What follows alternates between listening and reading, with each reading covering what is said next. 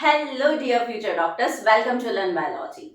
हमने अपने previous lectures में सेल बायोलॉजी के बहुत सारे टॉपिक कंप्लीट किए हैं और आज हम जो है सेल बायोलॉजी के अनदर टॉपिक को स्टार्ट कर रहे हैं, that is cytoskeleton. So let's start. बच्चों, साइटोस्केलेटन वर्ड का मीनिंग ये हुआ, साइटो मीन्स सेल, सेल की स्टडी साइटोलॉजी कहलाती है। स्केलेटन जैसे आपकी बॉडी के अंदर, ह्यूमन बॉडी, एनिमल्स की जब हम बात करते हैं तो हम कहते हैं कि वहां पे स्केलेटन सिस्टम है। किसका स्केलेटन सिस्टम है? बोन का और मसल का बना हुआ वहां पे क्या प्रेजेंट है? स्केलेटन सिस्टम प्रेजेंट है, जो उस बॉडी की फ्रेम वर्किंग करता है, फ्रेम बनाने का काम करता है। जस्ट लाइक दैट, सेल का जो स्केलेटन होता है वो क्या कहलाता है? साइटोस्केलेटन। तो यहां जब मुझे साइटोस्केलेटन को डिफाइन करना पड़े तो मुझे बोलना चाहिए it is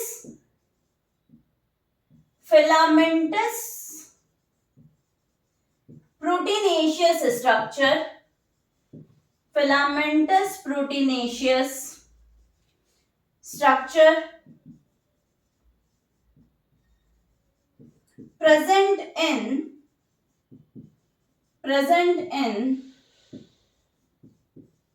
cytoplasm. Filamentous proteinaceous structure present in cytoplasm. ठीक है, साइटोप्लाज्म के फॉर्म में ये कैसे प्रेजेंट होता है? बोले it is elaborate network, it is elaborated network of proteinaceous fibre और प्रोटीनेशियस फिलामेंट्स। अब ये कहां प्रेजेंट होता है?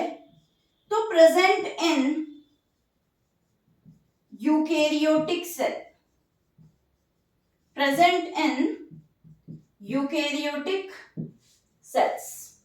यूकेरियोटिक सेल्स में मिलता है, एलॉबरेटेड नेटवर्क है किसका? प्रोटीनेशियस फिलामेंट का। कहां पे प्रेजेंट है? साइटोप्लाज्म में। ये टॉपिक एनसीईआरटी में बहुत ही छोटा सा दिया हुआ है, बट फिर भी यहां से प्रीवियस ईयर में क्वेश्चन आया है। आई एम नॉट श्योर 2020 या 2021 में नीट में क्वेश्चन यहां से आया हुआ है, तो हम इसे पूरा बेसिक से डेप्थ तक कंप्लीट करेंगे। यहाँ वहां पे उसके बारे में कुछ भी नहीं दिया, बट हम इतना सारा कवर करेंगे कि क्वेश्चन बिल्कुल बाहर से नहीं बनेगा। अब हमने कहा कि इलॉबरेटेड नेटवर्क है प्रोटीनेशियस फिलामेंट का, यूकेरियोट्स में होता है, absent in prokaryotic cell, absent in prokaryotic cell, prokaryotic cell में नहीं मिलता। और जब आप कंपोनेंट्स ऑफ स्केलेटन सिस्टम की बात करते हैं, यहां पे अलग अलग कंपोनेंट्स हैं, तो कंपोनेंट्स ऑफ स्केलेटन सिस्टम या साइटोस्केलेटन, साइटोस्केलेटन के जो कंपोनेंट्स हैं वो कौन कौन से हैं? तो first is microtubule, then intermediate filament,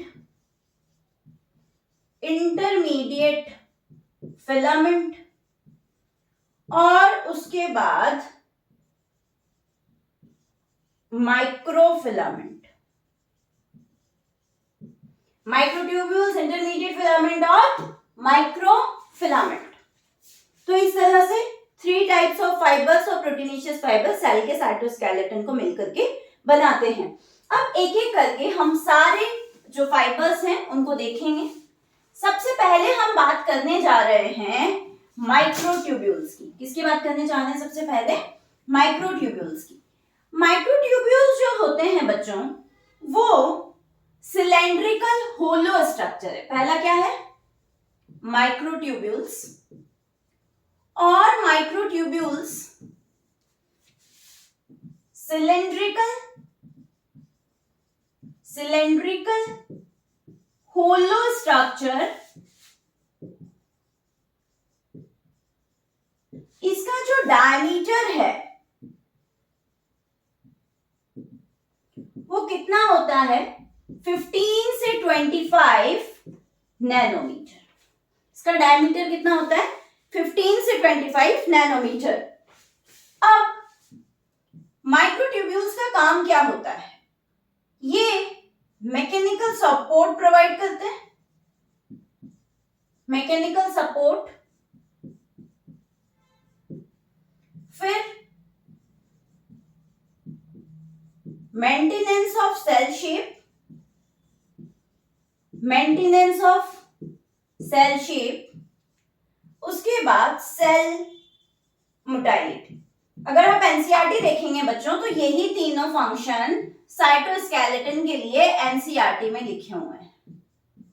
यही तीनों फंक्शन साइटोस्केलेटन के लिए कहां लिखे हुए हैं? एनसीईआरटी में। मैकेनिकल सपोर्ट प्रोवाइड करता है, सेल शेप प्रोवाइड करता है, ठीक है, मेंटेन करता है सेल शेप को, सेल मोटाइलिटी।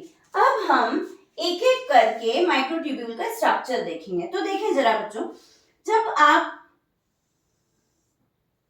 माइक्रोट्यूब्यूल को देखेंगे तो मैंने कहा था कि ये सिलेंड्रिकल होलो स्ट्रक्चर है। तो ये लीजिए, ये रही सिलेंड्रिकल होलो स्ट्रक्चर। फिर इसको यहां से यहां करके देखा तो सामने से इसके जो कंपोनेंट्स होते हैं बच्चों वो कैसे दिखाई देते हैं वो देखें जरा।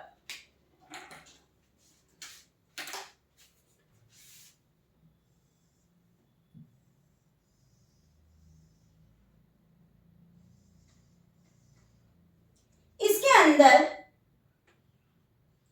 इस तरह से इसके मोनोमर्स अरेंज होते हैं। अभी मोनोमर्स का नाम मैं आपको बताती हूं। कुछ इस तरह से पूरे माइक्रोट्यूब्यूल में अरेंजमेंट होता है। अब ये आपको सामने से ऐसा दिखाई देगा और जब आप ऊपर से इसे देखेंगे तो ऊपर से कुछ इस तरह से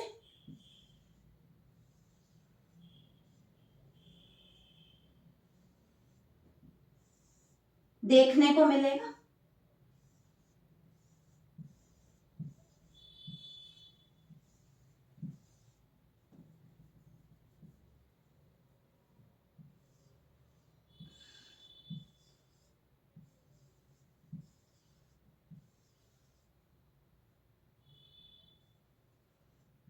इस तरह से देखने को मिलेगा। अब इसका जो माइक्रोट्यूब्यूल्स होते हैं वो किससे मिलके बने होते हैं? प्रोटोफिलामेंट से। तो अगर मैं इसमें से एक स्ट्रक्चर बनाऊं तो यहां पे एक लंबा सा स्ट्रक्चर फॉर्म हो रहा है और उस लंबी सी स्ट्रक्चर को मैंने क्या कहा बच्चों? उसको मैंने कह दिया प्रोटोफिलामेंट। क्या कह दिया? प्रोटोफिलामेंट। और ये प्रोटोफिलामेंट में ये जो ब्लू रेड जो मैंने अरेंज किए हैं ये क्या है? Alpha beta tubulin dimer. क्या है? Alpha beta tubulin dimer. Okay, ये आपका बीटा ट्यूबुलिन और ये आपका अल्फा ट्यूबुलिन और दोनों मिलके क्या हो गया बच्चों? Alpha beta tubulin dimer. और ये जो पूरी स्ट्रक्चर बनी है, this whole structure is protofilament. This whole structure is protofilament. Okay, तो ये मैंने बोला माइक्रोट्यूब्यूल कैसा है आपका?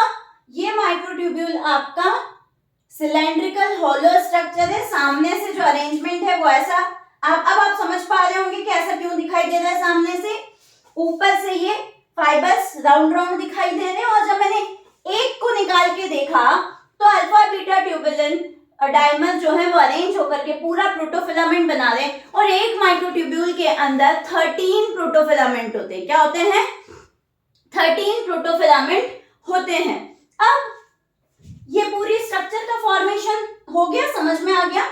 अब हम यहाँ पे ध्यान रखेंगे कि जो भी मैंने कहा 13 प्रोटोफिलामेंट, एक्चुअली 13 ये प्रोटोफिलामेंट 11 भी हो सकते हैं और 13 भी हो सकते हैं, डिपेंड्स कि ये कौन सी स्ट्रक्चर बना रहे हैं। मैंने यहाँ जो ये फंक्शन लिखे हैं ये according to NCERT common function. Apart from that हमें बोलना चाहिए माइक्रोट्यूब्यूल्स क्या करते हैं। तो माइक्रोट्यूब्यूल का दूसरा काम है फॉर्म स्पिंडल एपरेटस क्या बनाता है? स्पिंडल एपरेटस बनाता है, ठीक है। Form spindle fibre and astral rays क्या बनाता है? स्पिंडल फाइबर और एस्ट्रल रेस बनाता है। Most important forms basal body,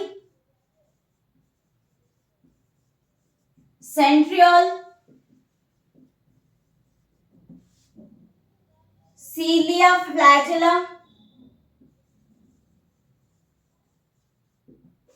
ठीक है। क्या क्या कर रहा है? स्पिंडल एपरेटस बना रहा है, स्पिंडल फाइबर्स और एस्ट्रल रेस। एक्चुअली क्या होता है बच्चों, सेल के अंदर जब माइक्रोट्यूब्यूल्स अरेंज होते हैं ना बेटा, तभी आपके क्या बनते हैं? स्पिंडल फाइबर्स बनते हैं, और स्पिंडल फाइबर्स बनेंगे तो स्पिंडल एपरेटस बनेंगे। Okay, basal body, cilia flagella, centriole को बनाने का काम कर रहा है। अब मैंने अभी आपको बताया कि ये कैसे होते हैं, सिलेंड्रिकल और होलो होते हैं स्ट्रक्चर में।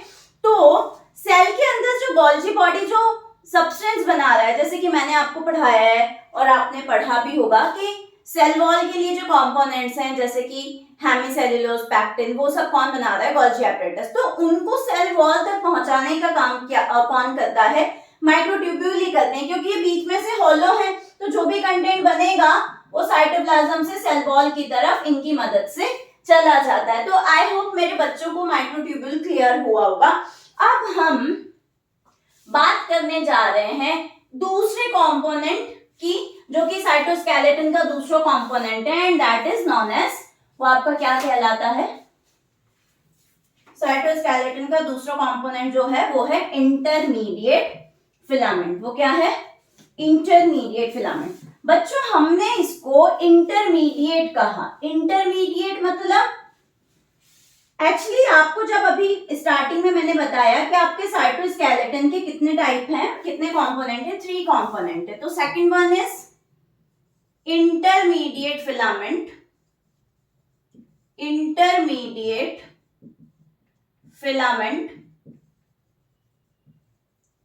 और इसका मतलब ये हुआ its diameter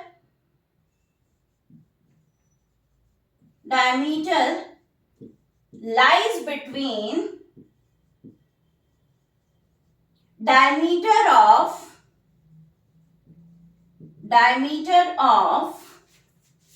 microtubule and microfilament।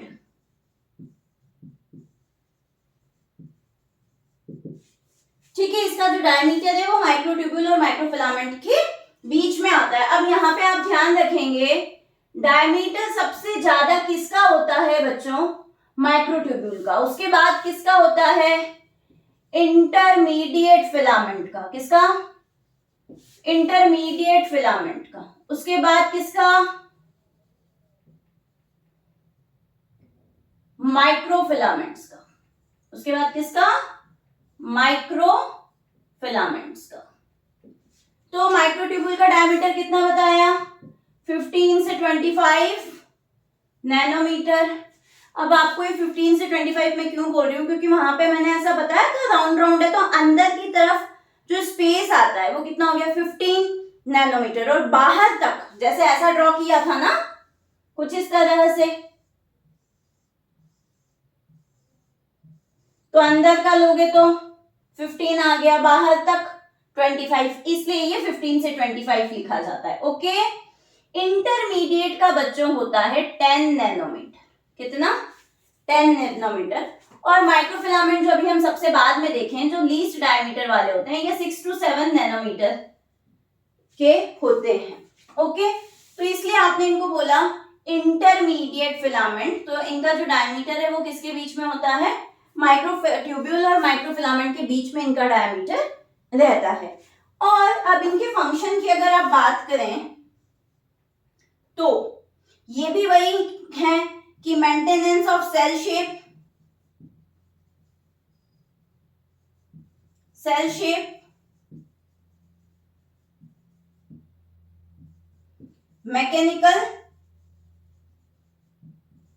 Mechanical support, और मैंने यहाँ पे मोटालिटी नहीं लिखा, अभी नोटबुक के टॉप पे एक बात लिखेंगे, पहले बस अभी ये ध्यान रखें ये दो फंक्शन। उसके अलावा एक्चुअली जो इंटरमीडिएट फिलामेंट होते हैं बच्चों, these types of filaments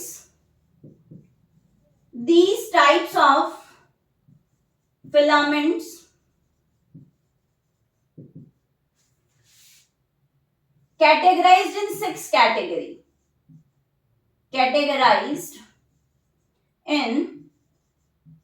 categories or six groups।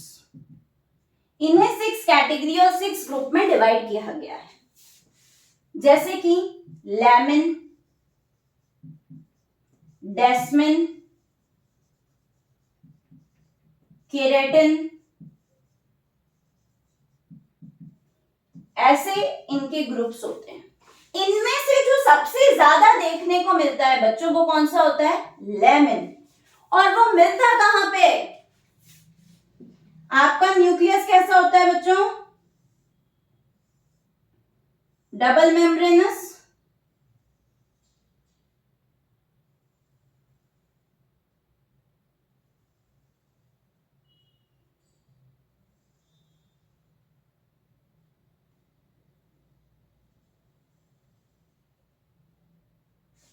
ठीक है। और इसके नीचे यहां पे बेटा ये जो प्रेजेंट है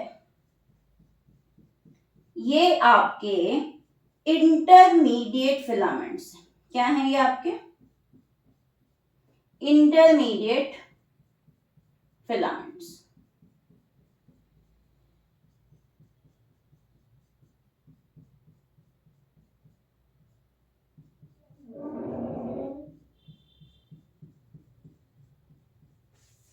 ठीक है, न्यूक्लियर लैमिना के जस्ट नीचे लैमिन नाम के इंटरमीडिएट फिलामेंट आपके देखने को मिलते हैं। ये जो है वो कॉन्ट्रैक्टाइल नहीं है, इसलिए हम कह रहे हैं कि वो मोटाइलिटी में, सेल मोटाइलिटी में हेल्प नहीं करते।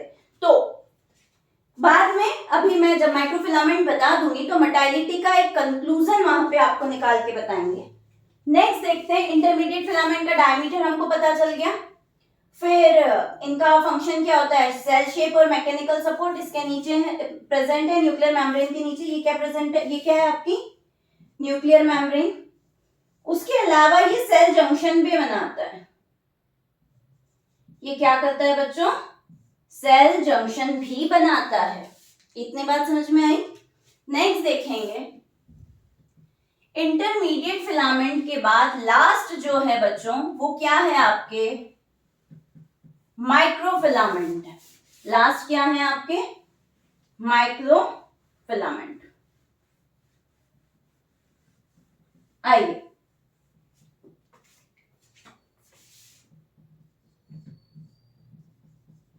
माइक्रोफिलामेंट कैसे होते हैं?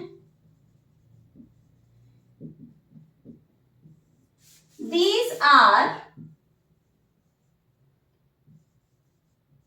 filaments with least diameter. These are filaments with least diameter among all three.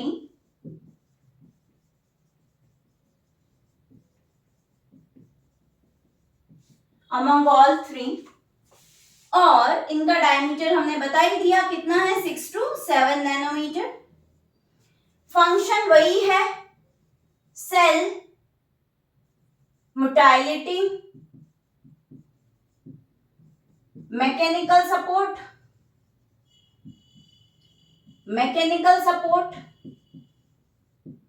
And maintenance of cell shape.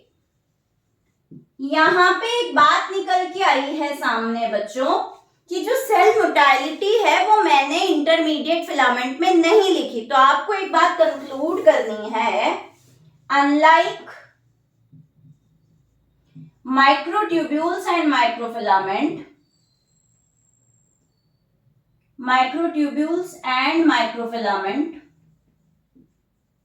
unlike microtubules and microfilaments, intermediate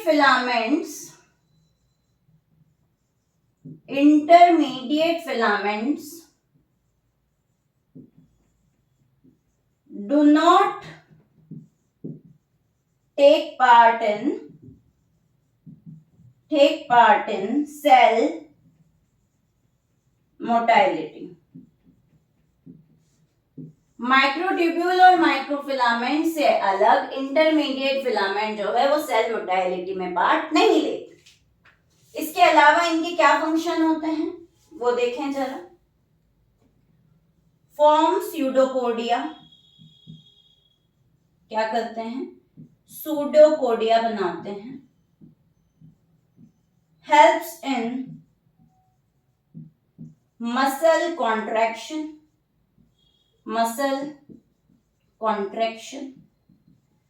ठीक है। अब मसल कॉन्ट्रैक्शन से यहाँ पे बच्चों को इसका स्ट्रक्चर का एक पॉइंट क्लियर करती हूँ। बच्चों माइक्रोफिलामेंट जो होते हैं वो कैसे होते हैं, सॉलिड होते हैं। कैसे होते हैं, सॉलिड एंड थिन। और किससे मिलके बने हुए हैं, composed of actin protein, composed of actin protein. इसीलिए माइक्रोफिलामेंट के लिए कभी एक्टिन फिलामेंट भी कह दिया जाता है। तो जब आप इनकी स्ट्रक्चर देखने जाते हैं बच्चों, तो यहाँ पे बहुत छोटे छोटे से मोनोमेरिक प्रोटीन प्रेजेंट होते हैं और ये मोनोमेरिक प्रोटीन मिलके पूरा एक इलोंगेटेड थिन प्रोटीन बनाते हैं। तो ये जो मोनोमेरिक प्रोटीन है ना बेटा, इस मोनोमेरिक प्रोटीन को आप क्या कहते हैं, ये सिंगल जो प्रोटीन है इसको कहते हो जी एक्टिन। क्या कहते हो, G actin. Ji stands for globular protein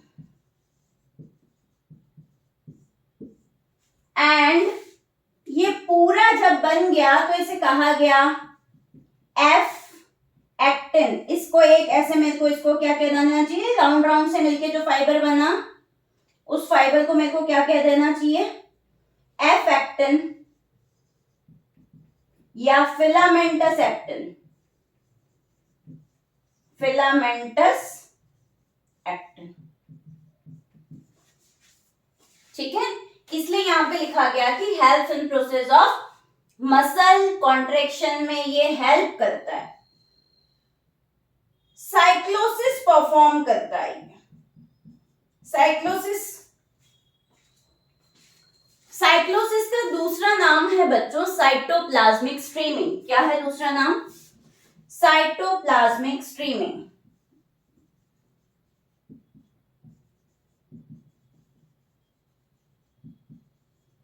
तो साइटोप्लाज्मिक स्ट्रीमिंग मतलब साइटोप्लाज्म को स्ट्रीम करना, साइटोप्लाज्म का फ्लो होना।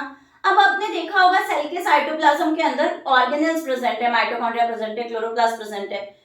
हम आगे जब फोटोसिंथेसिस पढ़ेंगे तो वहां हम एक फिनोमेना देखते हैं कि या प्लांट्स में हम देखते हैं कि लाइट जब गिरती है तो फोटोसिंथेसिस का प्रोसेस शुरू होता है। तो उसका परसेप्शन कैसे प्लांट्स कर पाते हैं, क्योंकि क्लोरोप्लास्ट है उसके पास क्लोरोफिल प्रेजेंट है तो वो लाइट की तरफ मूव करते हैं। तो क्या क्लोरोप्लास्ट के पास स्यूडोपोडिया है, नहीं। माइटोकॉन्ड्रिया के पास है, नहीं। ऑर्गेनेल्स के पास ऐसी कोई स्ट्रक्चर तो नहीं है ना। तो वो साइटोप्लाज्म में स्ट्रीमिंग होती है और वो जो साइटोप्लाज्म का जो फ्लो होता है, जो साइक्लोसिस उनका जो प्रोसेस जिसे कहा जाता है साइटोप्लाज्मिक स्ट्रीमिंग, वो माइक्रोफिलामेंट की मदद से होता है। और उस साइटोप्लाज्मिक स्ट्रीमिंग की वजह से आपके ऑर्गेनल्स क्या कर पाते हैं बच्चों, मूवमेंट कर पाते हैं। इसलिए हमने कहा साइक्लोसिस। साइक्लोसिस क्या है, साइटोप्लाज्मिक स्ट्रीमिंग। और ये किसमें हेल्प करती है, ऑर्गेनल्स के मूवमेंट में हेल्प करती है।